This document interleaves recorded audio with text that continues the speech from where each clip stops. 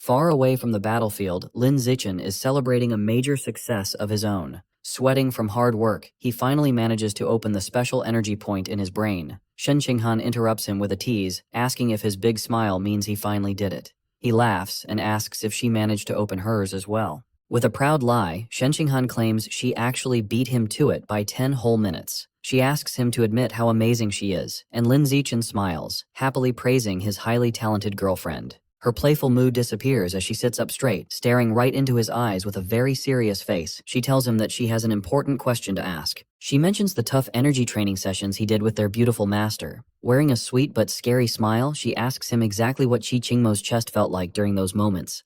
Lin Zichen freezes as his face turns completely red, nervously explaining that he was only trying to survive and didn't think about that at all. Shen Qinghan does not believe him.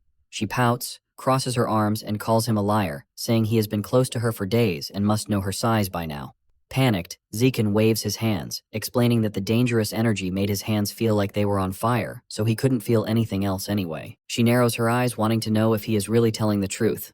Sweating nervously, Lin Zichen promises on his life that he is. Their argument is cut short as the entire room suddenly starts shaking violently. Holding onto the bed with wide eyes, they both wonder if a massive earthquake is hitting the city. 30 minutes before the chaos started, deep inside an underground palace 20,000 meters below Shanghai City, the great elder of the plant god cult got direct orders from his leader. He is now ready to use their ultimate weapon and start an immediate invasion. He cuts his hand, letting his blood drip onto a creepy red seed. The seed immediately starts whispering, begging for more blood as huge twisted roots begin to break out of the ground. The roots quickly twist together to form a giant wooden face. This new monster complains that its body is too weak and needs a lot of fresh blood to grow. Luckily, the Great Elder has the perfect solution ready.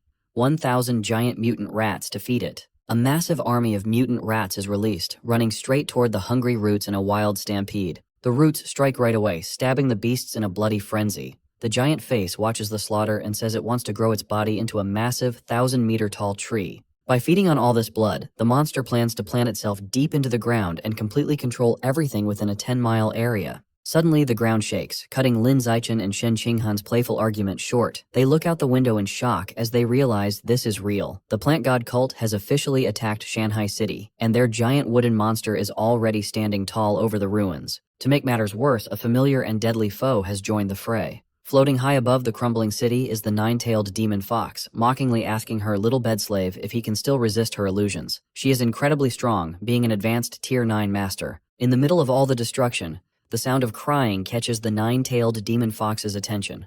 Down on the broken streets, a scared little girl sits all alone, crying for her mother. Floating down to the ground, the powerful fox spirit feels a rare moment of pity for the helpless child. She speaks gently to the girl, offering her a glowing red pill and promising it will heal all of her injuries right away.